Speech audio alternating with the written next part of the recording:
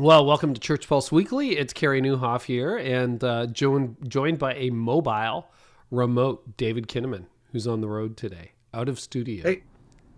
Hey, Carrie, how's it going? It's I'm going still in great. I'm still in Southern California, but not up in our home studio of Ventura today.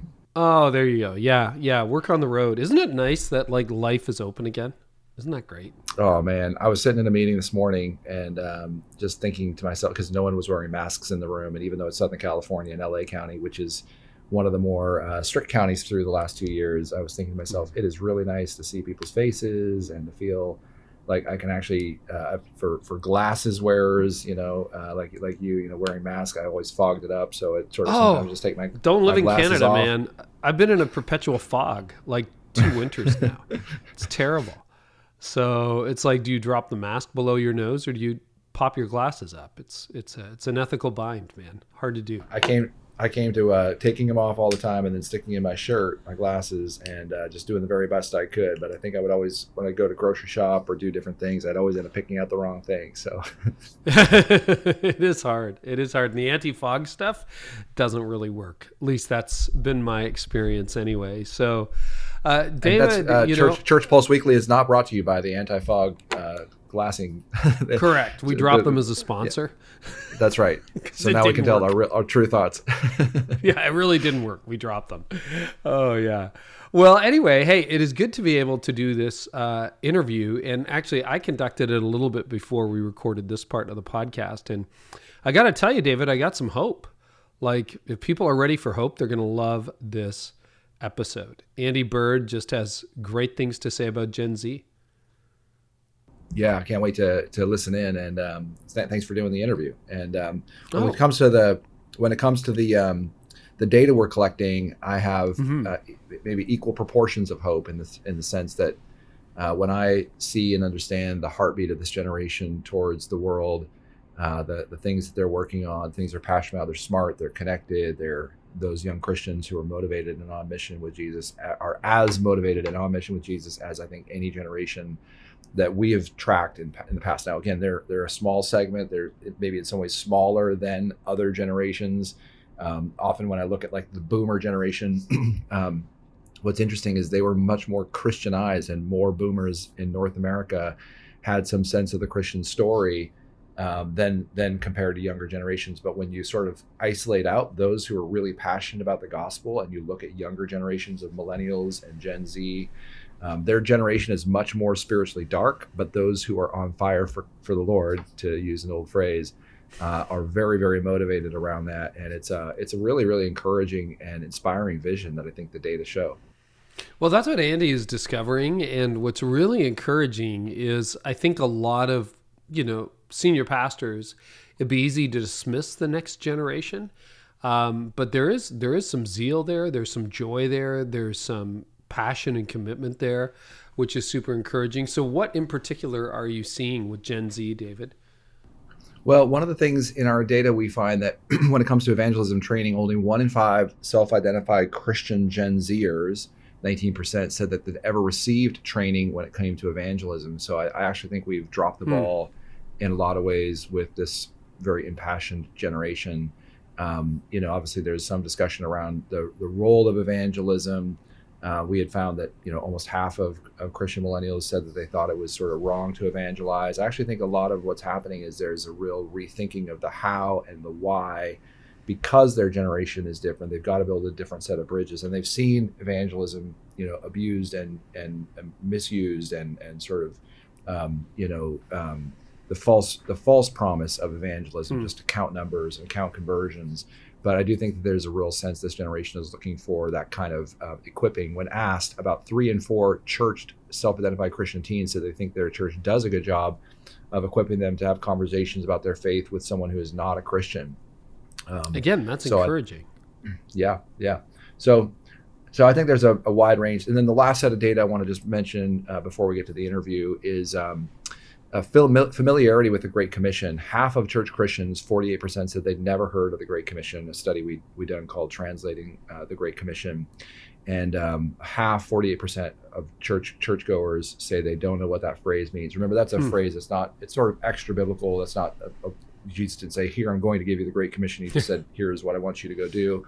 And so the Great Commission is a particular phrase that I think is, like, it's very important that we educate people about what that is. And it's something that's, really losing traction. Less than half of church Christians correctly identified the scripture associated with the Great Commission. So even even among those who knew what it meant, there was a lot of people who had no idea the scriptural reference. So that's just the bare bones of what it means to start in faith, and then to begin to understand that once you're a Christian, part of your mission is to go out and make disciples of all nations. And it's just clear that a lot of people are really missing that. Like, the Great Commission is missing in action. Well, like I said, what Andy is discovering, which is so encouraging, is that he is seeing hope in Gen Z. And I know for a lot of church leaders, it's felt like a famine over the last few years and maybe prior to that. So if you're a little bit hungry, you're going to enjoy this. And the stats that you just quoted, David, were from a Barna report released this past year called Reviving Evangelism in the Next Generation. So if you want to get more information, you can go to barna.com/access to learn more. For a bonus, use the coupon code ChurchPulse and you'll get 20% off your annual subscription, which is great. So that's Barna Access. You can get that at barna.com/access. And with that, maybe we should jump into the interview. Sounds great. Let's listen in. Well, I'm excited to have Andy Byrd with us today. Andy is part of the leadership team at the University of the Nations, YWAM Kona. Yeah, how would you love to be placed in Hawaii? That sounds pretty awesome. He's been with Youth with a Mission, YWAM, for 15 years, traveling to many different nations with a heart to raise up a revival generation. Andy and his wife, Holly, have dedicated their lives to spiritual awakening in a generation. Together, they've helped birth the Fire and Fragrance Ministries and also the School of the Circuit Rider. That sounds fascinating, Andy. Welcome to the podcast. Thank you. So honored to be with you guys today. It's going to be fun. Yeah, so let's start here. The last couple of years have been upending for almost everyone, and I'm sure the same with you, being headquartered in Hawaii. Tell us a little bit about how the changes has impacted YWAM and also the Send.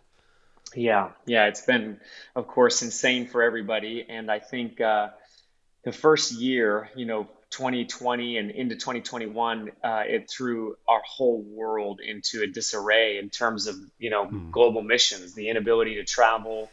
And so that really affected our short-term schools. We still had, a fair number of students coming once we got past the initial 6 months of COVID, where really no one knew what was going to happen.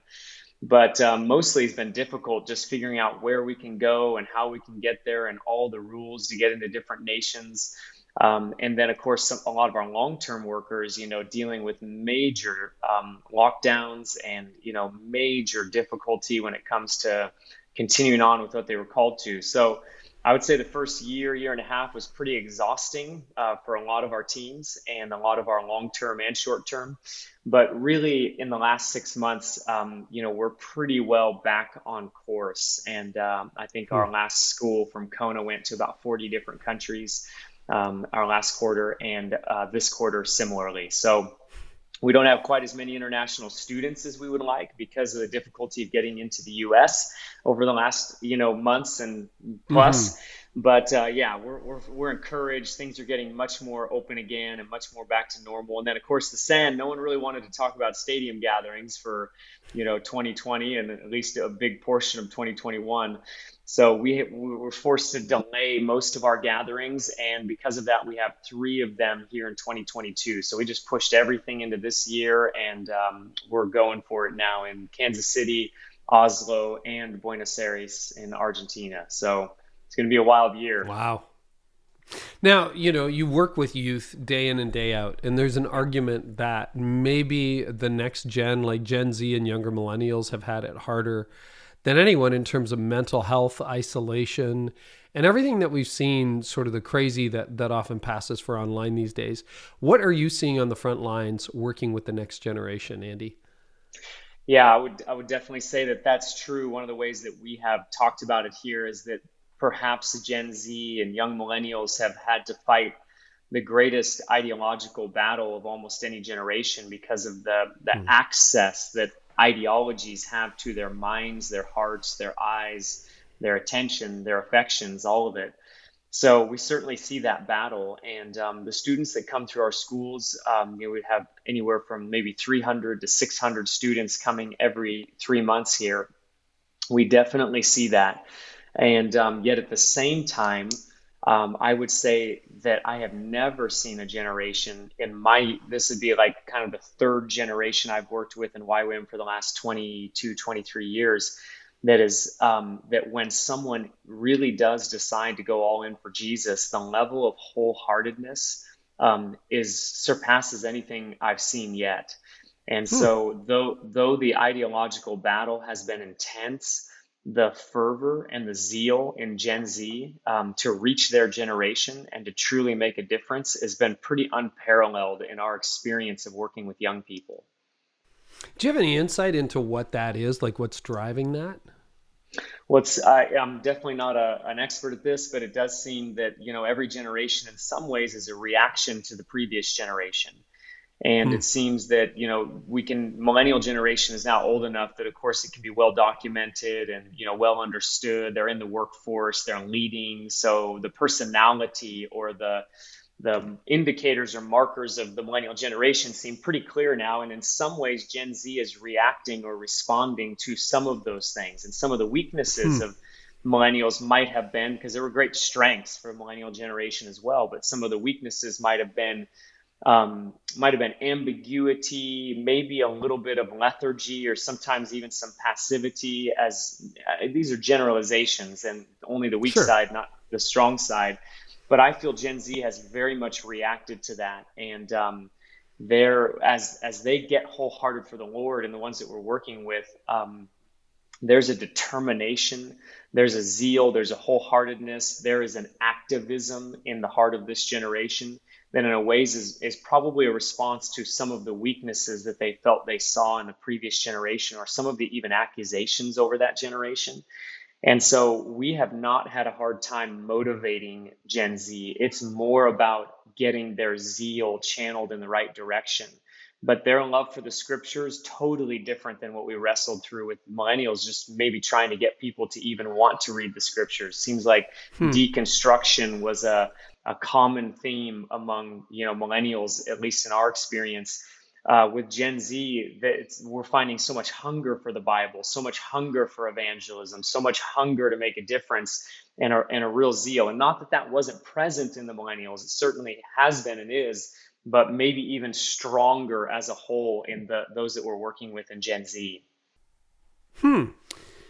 Yeah, there's an argument. Tim Keller's made it, I think, on this podcast and in other places, but that identity has become such a big buzzword these days. And that's true in sexual politics, it's true in politics, etc. But, you mentioned earlier ideology. So they've had to navigate polarized ideology like no other generation. Yeah. How do you see identity playing out in Gen Z? It seems that everyone is affixing their identity to something these days, whether it's a political party, a tribe, whether it's, so many different things. To what extent is identity part of that? And do you think that explains some of the zeal that you see in that generation? Yeah. You're so right in that. And I think identity is maybe the core issue for Gen Z. And, maybe you could say it is for every generation, I'm not sure, but certainly the ideological battle and identity issues over things that didn't used to be questioned are now being questioned, which drives that identity conversation much deeper into really the very core of what it means to be human, what it means to be made in the image of God. And so because of that ideological battle, essentially upending things that didn't used to be questioned as much in culture and society, that's part of why I feel that the battle over this generation's identity is maybe more fierce than any generation before it. But the way I would liken it in some ways is my grandfathers were the World War II generation. And one fought on the Eastern Front, one on the Pacific Front, on the European front, the Pacific Front. And, I'm sure when they were born, the generation before them, their parents, I'm sure they had lots of things to say about them. And as they grew up in high school, I'm sure they said lots of things about them. Um, and I think, as far as I understand, again, I'm not an expert on this, but when World War II hit and that generation laid their lives down with great sacrifice and by the masses, willing to go and fight a battle, believing that it would lead to a greater freedom and a greater life and a greater liberty for people across the world and for their own families, then we looked back and we named that generation the Great Generation or the Hero Generation. But no one called them the Hero Generation when they were 16 or 17 or 18. Yeah, They didn't call true. them the Hero Generation until they had risen to the battle of their day. So I feel like that the Gen Z has the potential to be another hero generation. And I just think that when they realize that they are facing one of the greatest battles that any generation, certainly in American history, has ever faced, it's not necessarily a physical battle on real battlefronts across the world, but it's an ideological battle over what is truth, what is love, who is God, what does it mean to be made in the image of God, and these battles have far greater and much more greater reaching implications than even some of the battles in our history. So I feel True. that as they're really enlisted in the battle, what I see is Gen Z becoming firm in their identity when they recognize the battle that's raging around them and the stakes of the battle, like what's at stake. And what I see is this zeal, this vigor rising up for their generation to experience real love, real truth, real transformation, similar in the sacrificial sense to probably what drove our grandparents to great sacrificial levels to believe for a real freedom. That's fascinating. And I hadn't heard quite that take before, or the connection to the greatest generation. Talk about the opportunities that you see. Clearly, you're not discouraged. Like, Yeah. I'm picking up a real optimism. There are a lot of discouraged church leaders listening. What should they know about Gen Z? And then where should they see the opportunity? Yeah. Well, Barna has actually been extremely informative for me in this journey. And one of the things that I think that Barna basically unearthed through research was the lack of familiarity with the Great Commission. So the term, you didn't even know what it meant. If I remember right, only 17% of churchgoers today even know what the Great Commission is and could kind of state where it is in the scriptures. And yet, one of Barna's recent studies with the IMB showed that among Gen Z believers, dedicated Gen Z believers, that over 50% would consider foreign missions as a future vocation. So when you put those two things together and you go, when you say to Gen Z, hey, would you be willing to go anywhere in the world to make a difference for the brokenness, the injustice, the poverty, the unreachedness? Over 50% of dedicated Bible-believing Gen Z was like, yeah, I would do that. But then if you Yeah, were to that's say, well, insane. that's insane. And I have to think, I don't know, Barna would know better, and I don't know when we would have started asking these questions, but I have to think that's the most missionally minded generation in history. Has over It's been a while. 50%, Yeah. has ever been a generation where over 50% that are Bible believing, dedicated would consider foreign missions. But then you couple that with the lack of knowledge on the Great Commission, and you find that you have a generation that is eager, willing, and voluntary, but biblically illiterate and not grounded in the theology of even what they're willing to do. So to me, this is a great opportunity. It's when you have eagerness and willingness and voluntariness, I think you have moldable clay. You have everything you could ask for. And all that's needed then is, in a way, that strong biblical foundation, which really is permission and understanding on how to walk out what God's already placed in their heart, this pre-wired desire to make a difference, to see the mercy and the justice and the compassion of God in the nations of the earth, to see the unreached reached. So the opportunity I feel that's in front of us is to give a giant permission slip to Gen Z to walk out what's been put in their hearts, I think, by God as a generation. And that permission slip is a strong biblical foundation. It's a framework to understand, what does the kingdom of God look like? What is the Great Commission? What is the mission of the church and the mission of every believer? And that's I hate to say it, that's the easy part. The hard part is getting a generation to be voluntary. get a generation to be willing, to be so surrendered they would go anywhere in the world for the sake of the gospel. That's the hard part. But if they're willing to do that with that kind of hunger and teachability, I feel like there's almost nothing this generation couldn't do when it comes to even global mission in the kingdom because of that eagerness. How are you connecting with them? Are they coming to you? Are you going to them? Is it a bit of like, it sounds like you're having the opposite experience to most church leaders, trying to get families back, trying to get young adults back, trying to get, empty nesters back to church. It doesn't seem like you are suffering a deficit. Yeah, I would say it's a little bit of both, So the send is in a way we're kind of going to and we're drawing people to these catalytic gatherings. And of course, that's not about necessarily getting them into YWAM. That's one of our missional outcomes, but that's foster care and adoption and high schools and universities. And, our message, even that we feel like young people are gathering to today, is really like a radical call to wholehearted Christianity. And I think that's what's in their hearts. So when we can put language to what's already inside of them, I don't think they hold back. And our experience has been that if we will give them that kind of language and invitation, like you can live for a dream bigger than yourself, you can live for a cause greater than yourself, you can live wholehearted, radical, and sold out to God. That, in our experience, has been drawing Gen Z in a remarkable way. And so many are coming because they're hearing that language and they're feeling that invitation. And then, of course, we're out there as well on, college campuses and high schools and, doing these catalytic gatherings. So it's a little bit of both for sure. But that language for us has been the key.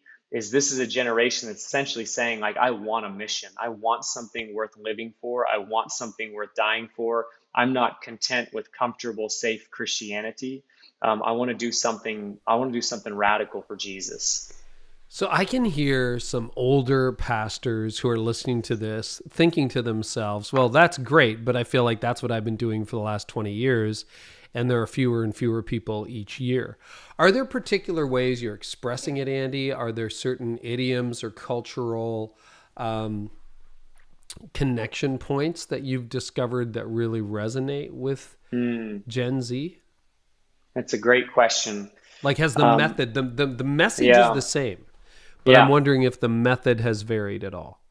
I would say this, and there's probably a lot of great answers to that question, but I would say one of the main methods for us has been high empowerment. So really empowering young people at 18, 19, 20, that you really can make a difference. And you may still be figuring out your, strong theology. You might still be working your way through the Bible for the first time. This is just where we're at. But even now, God can use you, wants to use you. You can make a difference, and you can make a difference right now. And so if we had a strong, and this has, of course, been a long-term YWAM methodology, but if there was something I could point to, it would be that high empowerment culture. We believe in the next generation. I say this all the time, and more just yesterday or Friday when I was speaking to a group of Gen Z students here, is I feel like I believe more in Gen Z than they believe in themselves. And I feel that them rising up going, okay, someone wants to take us seriously. So I just feel we need to take seriously the gifts and callings of God in this generation and give them permission and empower them, even in their immaturities, even in their weaknesses, even as they're still growing, that they can really make a difference right now. Well, that kind of makes sense. It's youth with a mission, not youth preparing for a mission, not youth hoping for a mission, not youth maybe with a mission someday. Yes. But you're really empowering people. What are obviously there's strengths and weaknesses to that. What are the strengths and weaknesses to empowering an 18-year-old, arguably before she or he is ready? Yeah, it is the hardest thing, I would say. I think it was Einstein that said premature responsibility breeds superficiality. And so we're always trying to, walk that line in a pastoral way. When is a leader ready to be empowered?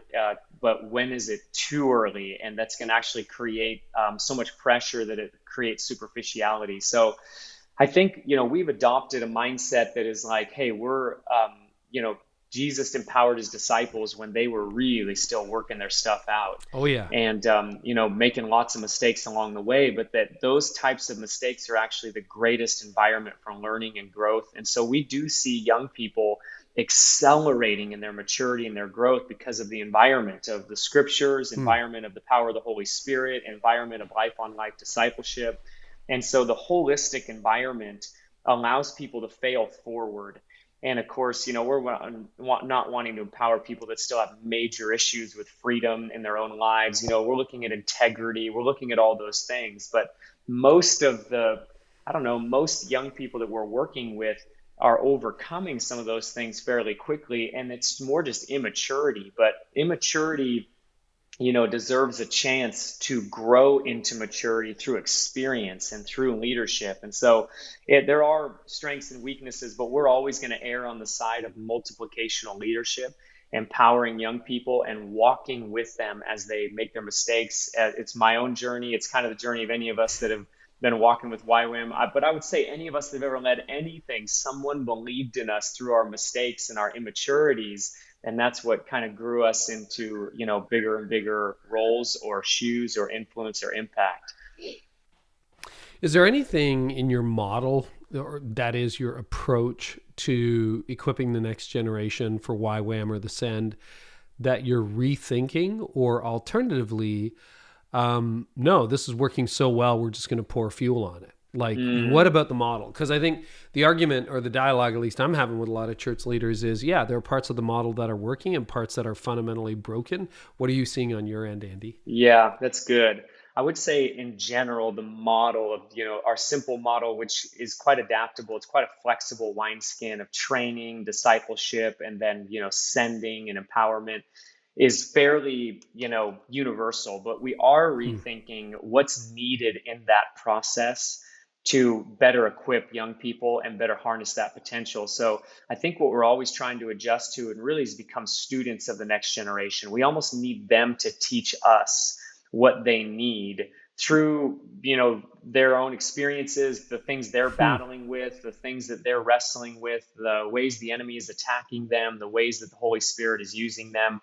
So that's where we're constantly adjusting, going, what biblical content is most essential in the early stages of formation? What kind of community and life and living is necessary? Where are the weaknesses that need addressed, and where are the strengths that need harnessed? And I would say we're in a constant adjustment. In YWAM, the concrete's always wet, so to speak. And it's because it has to suit the next generation. We'll always be focused on youth. So we can't just, build the concrete around Gen X and then it's concrete for the next 3-4 generations. We're just spraying it down constantly. Now it's got to be able to mold and harness the potential of the millennials and now Gen Z and after that. So that's where we're really rethinking things and going, what content, what discipleship tools, what forms of empowerment, what ways of walking out impact are most connected to how God has wired. We look at each generation as a DNA from God. How do we help bring that DNA to the forefront, champion it, and empower them to walk in their God-given calling? That's encouraging. So talk to us about the power of gathering. It's something so many leaders are struggling with. They think people have given up on gathering, and we're going into a lot of isolated, and I believe you can have distributed gathering, but there's a lot of people who are just consuming. They're just watching on their phone, and that's, quote, church. What is the power of gathering? How are you getting people to gather? Yeah, that's so huge. And we are all wrestling with that. I think, this again, just be my opinion, but I think people are very weary of the online gatherings, at least that I'm working with. It's like, it's hard to almost get people on Zoom meetings anymore. They're Zoomed out after 2 years or, Well, longer. there's Zoom, but then there's TikTok. Like, I don't think Gen Z has any trouble with TikTok. Talk about that. Like, you're trying to pull them away from TikTok to pay attention to what's in front of them. So what's under that? Yeah, well, I'd say our aim has been to get, our young leaders and the young people we're working with to actually see TikTok as a real avenue for impact and ministry. So it's harnessing the potential of technology versus always trying to pull them away from something that maybe they are pre-wired to have an impact on. but at the same time, not getting that so out of balance that we think that that's everything. You could do full church and community and deep inner life, and that of course can't take place. So gathering is essential. And so I think what helps with gathering, though, is when we don't overly, like, lack of a better term, like demonize that what's happening in technology, rather help harness it, help champion it, while also adding to it. You can't be just that. And so I think, the understanding, even the history of the importance of gatherings, is very significant. And I think this generation needs a picture of gathering, a new picture, a new vision for why gather. That's the biggest thing I would say. If we can answer the why question for Gen Z, because they've got access to everything on their phones, and they're like, why can't I just do it here, here, here, here? I don't think we've always done a good job of answering the why question behind gathering. It might just be, well, because that's what we've always done, or that's what it means to be a Christian, or you have to go to church, or you need to be at this. But those aren't good answers. Like, you're saying, I told you so doesn't work. Exactly. Okay. So, but if you can answer the why question, this is an activated generation. Like, it's naturally driven towards activism. They're not having a hard time taking to the streets when they're upset with something. They don't have a hard time making signs and expressing themselves through lots of different forms of activism. I don't know the church has always done a good job helping them understand, what does it look like to be an activist believer, and to harness that passion in the way that we are meant to gather as the church and as the body of Christ. We've got to do a much deeper answer to that why question, that when that's answered in the heart of a young person, I feel like they are very willing to gather. But they need that why question answered. Why is gathering important? Why is it significant we worship together? Why is it significant that we would fellowship around the word and around the Eucharist or communion? Why are these things important? And when you can answer those, I feel like we're not having a hard time gathering Gen Z when the why question is answered. How do you answer the why question? What are some of the rationales you provide? Yeah, so on a large scale gathering, when it comes to this would be maybe more in the send world or something like that, I think one of the disadvantages is that most of Gen Z and millennials live their whole lives without ever seeing a major spiritual awakening. So the last major spiritual awakening was really seen and lived out by the boomers, and it would have been the Jesus movement. So they lived and they saw a nation that was in the sexual revolution, was in the height of the Vietnam War and the unrest towards governments, division, racism, racial riots. I mean, they saw it all. And, you flash to a picture of what it looked like in America in the 60s and early 70s. It is not a pretty sight. It's drugs everywhere. But then that generation watched the Jesus movement break in, and they watched us go from the sexual revolution to Jesus being on the cover of Time magazine, and the Jesus revolution being a cultural byword. Like, people knew about it. It was not just in the church, it invaded culture. So they live with a different expectation. The danger for Gen X and and millennials is we've never seen that. So the danger. I never saw it, and I'm in my mid-50s. I don't remember that. That was out of my memory.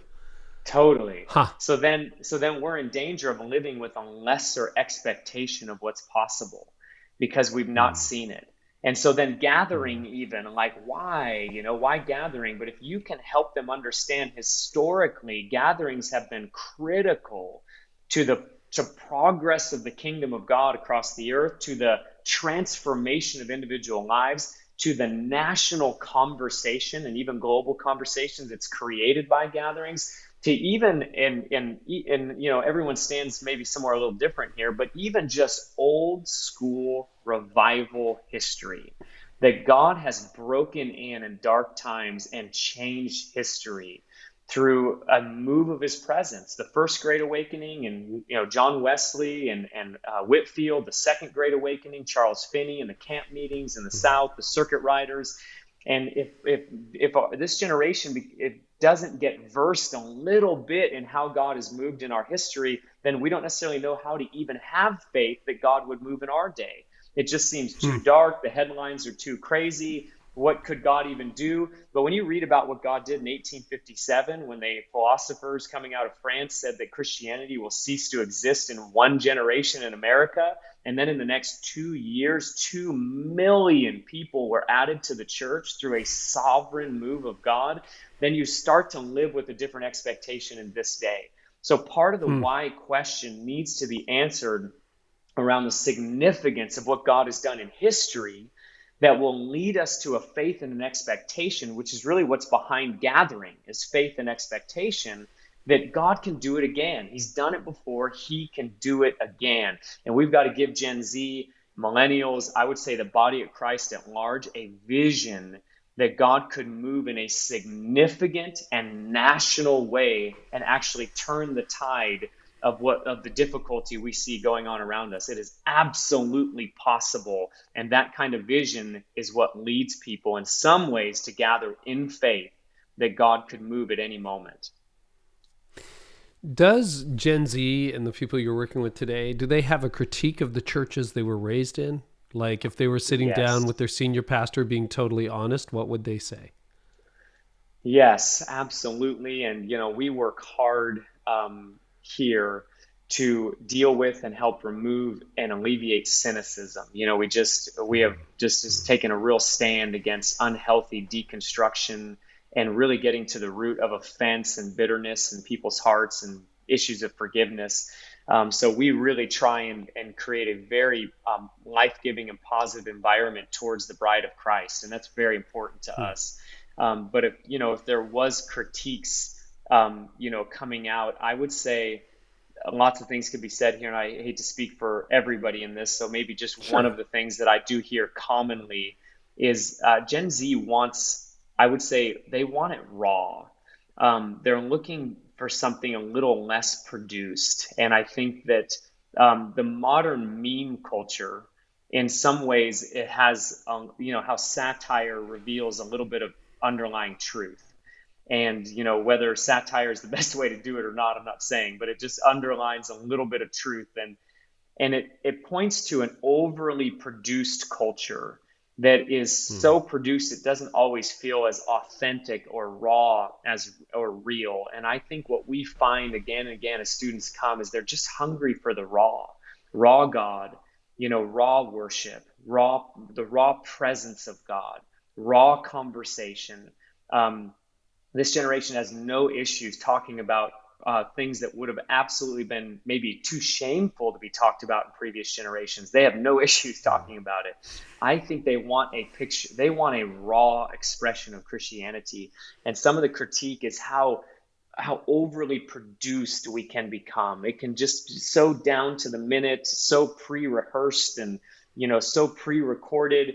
And I just think there's a desire for authentic, raw, life on life, and even meeting God in that raw form. And that would be one of the main things I think we see and hear with those that we're walking with. Andy, it's great to have an infusion of hope. Thank you so much for joining us. If people want to learn more about what you are doing, where can they learn more online? Yeah, for the Send, they can go to thesend.org. Of course, our social media channels, the Send as well. And then for YWAM Kona, it's just ywamkona.org, which is, the University of the Nations here and everything we do with YWAM in Kona and internationally. Andy, thanks so much for being with us. Well, leaders, the stats that David shared earlier and some of the things we talked about were from a report Barna released this past year called Reviving Evangelism in the Next Generation. To get more data and resources around topics like this, sign up for Barna Access Plus, the one place to find all things Barna. Go to barna.com/access to learn more today. And as a special bonus, because you're listening, use the code ChurchPulse, all one word, just ChurchPulse. And you will receive 20% off an annual subscription. That's by going to barna.com/access. Use the code ChurchPulse. Thank you so much for listening. We got more episodes like this coming up next time. Make sure you subscribe. And if this helped you, share it with a friend. And we'll see you next time on Church Pulse Weekly.